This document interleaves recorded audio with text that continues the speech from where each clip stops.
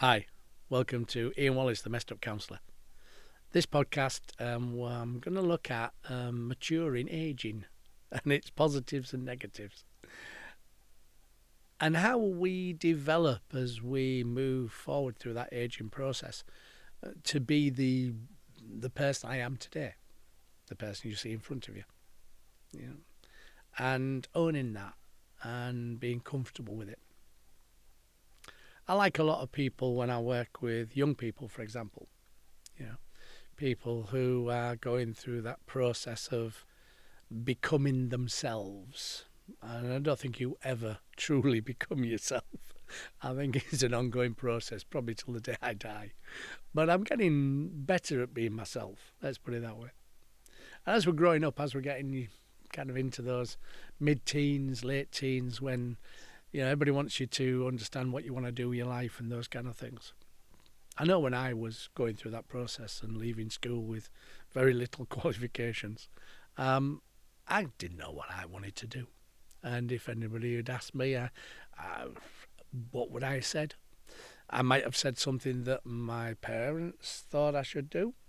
My dad always thought I should go into a career he tried to get me an interview into BT in those days. And I was not interested in technology whatsoever. And to be fair, I'm not necessarily interested in nowadays. And that process of him saying, you should do this or you should do that, And when I left school, he said, well, if you don't get a job, you're out. It's a start choice. So I got a job. But at that time, I didn't really know who I was, didn't really know what I wanted to do. Most of my world up until then had been told what I should be, where I should be, school, those kind of things. And so I was kind of given the world. And that wasn't necessarily sitting easy with me. And certainly when my dad told me what I should do and he'd got me an interview and I didn't bother going to the interview, it was not helpful, as you can imagine. And that process meant that I kind of started thinking more about me, more about what it was that I wanted. But I don't think I actually truly understood what I wanted to be until I'd gone through that process of being the person other people expected me to be. And I have a strapline that I use in the book. Have the life you want, not the one other people think you should have. And it took me a long time to realise that. And as I went through my early career in corporate world, growing through that process, I think I was always trying to be the person other people wanted me to be. The provider, the father, the husband. And that kind of scripts, messages I got from growing up, that I'd been given that, men work and provide the income and. And I suppose for me that process worked to an extent, but it didn't give me that opportunity to be the relationship partner that I should have been. And that basically made the relationship not work. And so all those kind of things I was working for didn't materialise because the relationship ended. And as it should have done, really, to be honest, looking back now over the years. That's when I really truly started thinking about who I was. And I suppose I was late 30s, early 40s during that time. And I'm 68 now. So it's taken me a good many years to get into that process. And I suppose I started thinking more about what it is I wanted.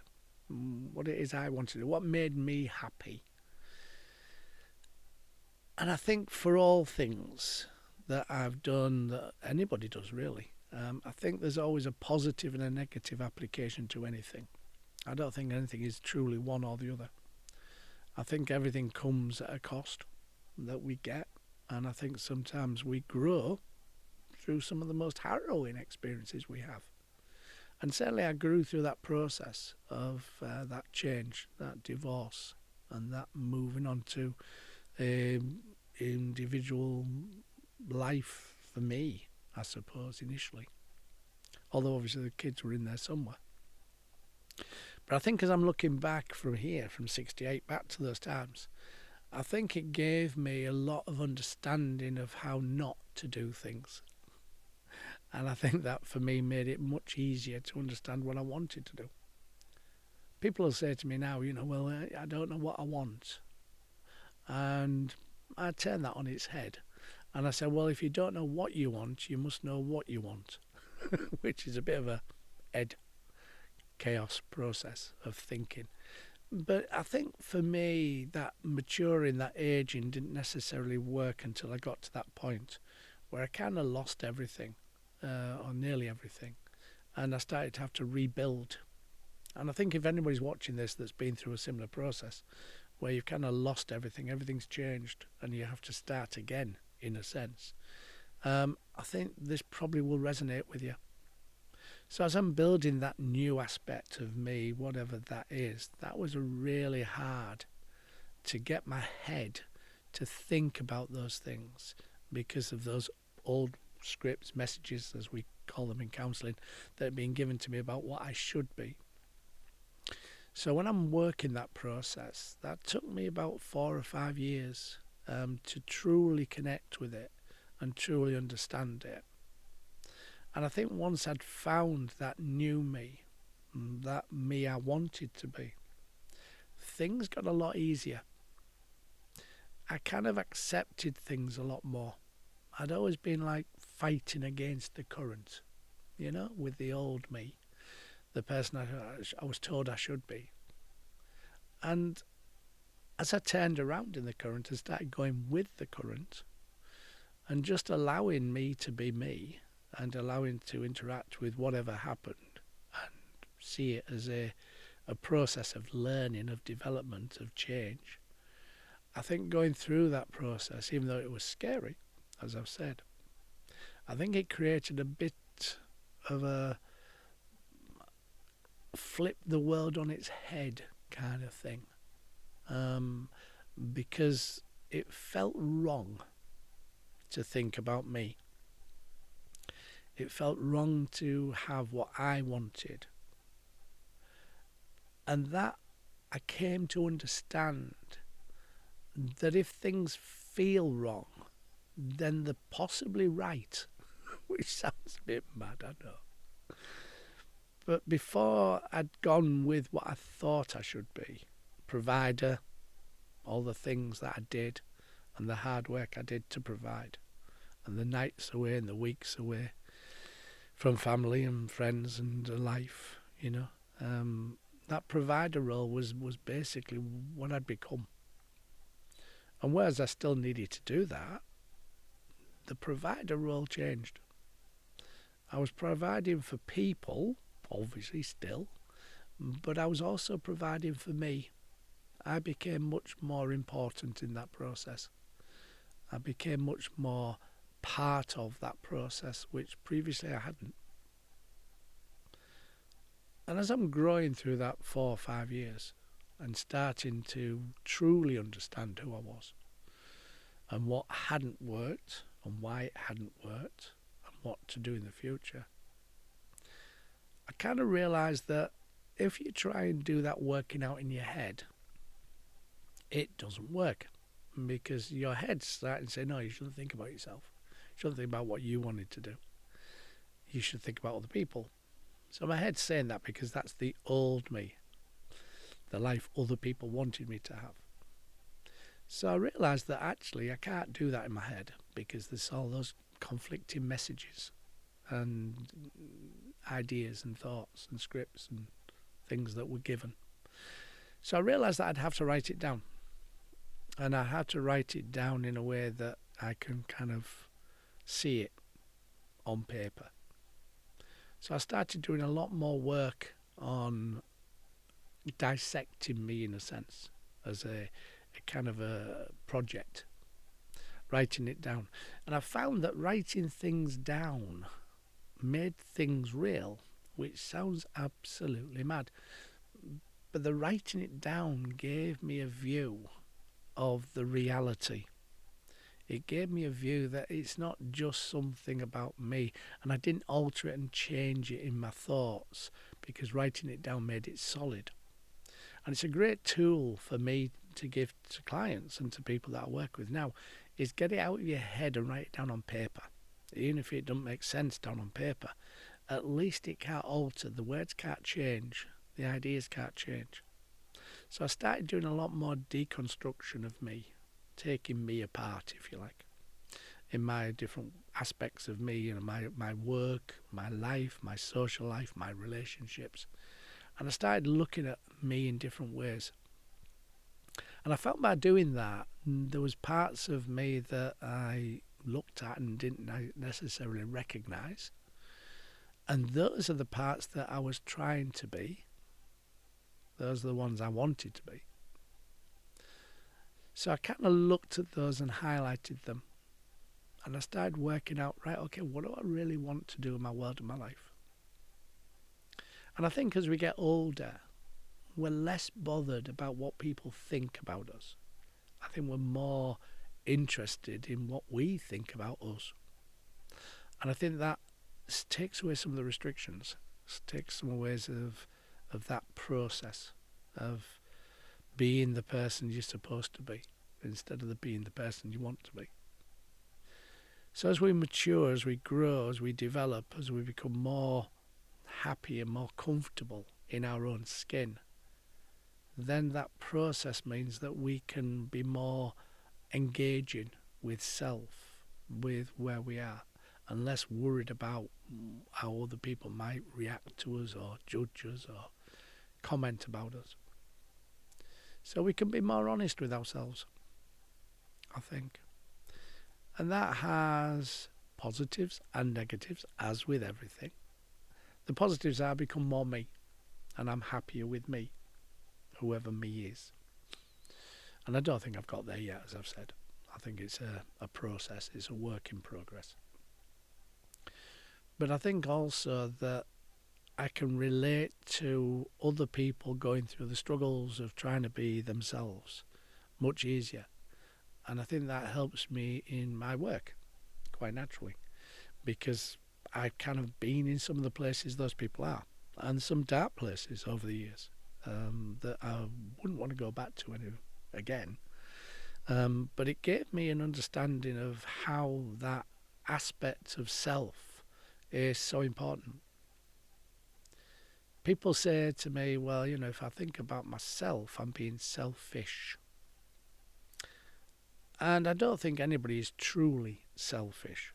I think we might think about ourselves and our own needs, but I think that's because other people get something from that as well, the people we interact with, the people we share our lives with, because they get a much more rounded us, a much more happier us, contented us. So I think that actually benefits them. But I don't think many people are truly selfish, because you would have to not think about anybody else's needs, requirements, wishes, lives to be selfish. I don't think there's a percentage of selfish. I don't think you can be 10% selfish. I think you're either selfish or you're not selfish. And I don't think most people are selfish. But I think sometimes people tell us that, and have told me that in the past, because they wanted me to be the person I used to be, what they got from me, what they took from me, what I provided for them. But I think the people who are truly friends, truly good quality connections, want me to be as much me as I can. And I think that's helpful in me looking at it that way. So don't think you're being selfish by thinking about yourself. Because whatever you are, whatever you become, the happier you are, the more contented you are, the more the people around you will get a better quality you. And that's going to help them. So as you move through this process of aging, then you become easier. You become a lot more able to take on board new ideas, new processes, if you do self-reflection work, as we do as counsellors, as therapists. When we grow older, unfortunately, it's a very weird one, this one, our relationship partners, and I see this an awful lot in relationships. If, for example, you're with a partner that's 10 years your junior, initially when you're 20, those 10 years, not a big deal. maybe even in your 30s. Not a big deal. But it's a weird process that as we get older, that time frame grows. It doesn't automatically grow because you're always going to be 10 years different. But because of that difference in ages, it creates a different process of where you are in your world and your life. So when somebody is 50, for example, they might be thinking, well, okay, now I need to settle down. But somebody who's 40 might think, well, that's the time to start living. And so we have different perceptions of age. Age is a number, obviously. But I think people grow at different rates as they get older. And I see a lot of conflict within relationships where there's an age difference, that somebody's maybe retired, and another person's 10 years towards retiring. So those things make big changes in our worlds and our lives. And I think that comes sometimes at a cost in the work I do and the people I see. But I think it's about communication, it's about sharing, it's about talking. And certainly as I get up in the morning now, things ache that didn't ache yesterday. Things kind of are not the same every day. And that can cause problems physically. Whereas my brain still thinks I'm 18. My body goes, don't be stupid, Ian. You're not. But my brain sometimes tries to do what I used to when I was 18. And my body complains enormously. And I think as we get older, that kind of aspect of our world, our life, our physical body naturally changes. And that can be really hard to come to terms with. Certainly if we've been active people.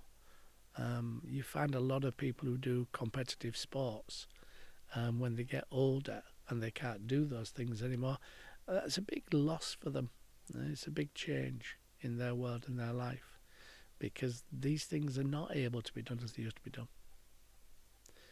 But I think as we get older, then if we can come to terms with that, if we can just assume that actually we're not going to be able to do things now that we used to when we were 18, and we can kind of realise that and work with it, and then I think most people can kind of grow old graciously, as they say nowadays, or they used to say as well.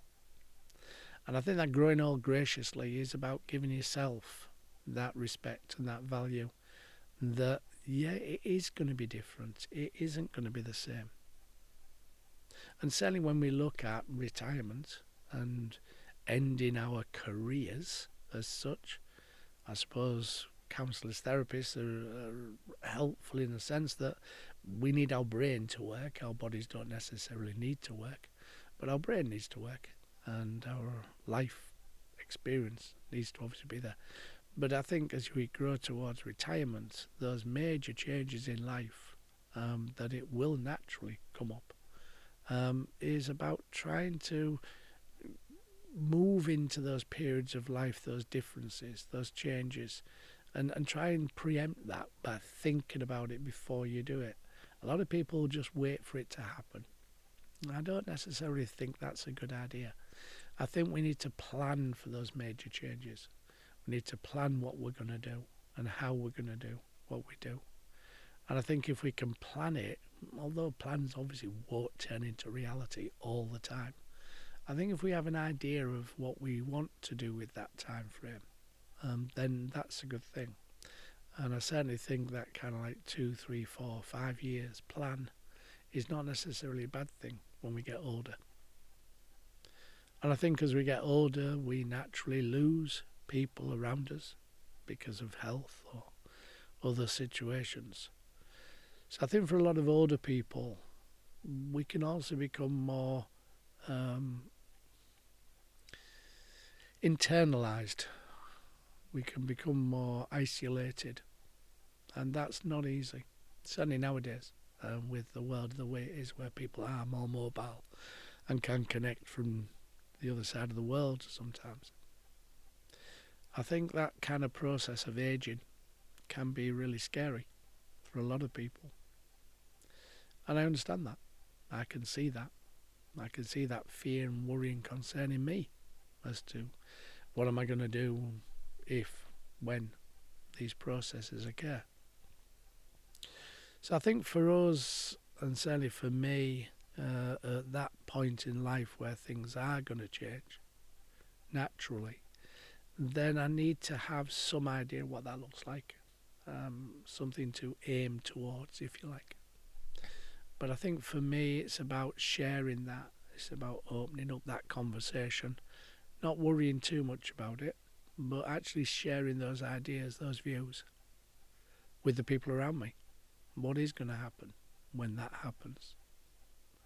I see so many people moving into a different relationship structure in the work I do, where, people do have connected, committed relationships, and then one person, for whatever reason, becomes less able to do the things they used to do, and the relationship changes into a carer and a cared for.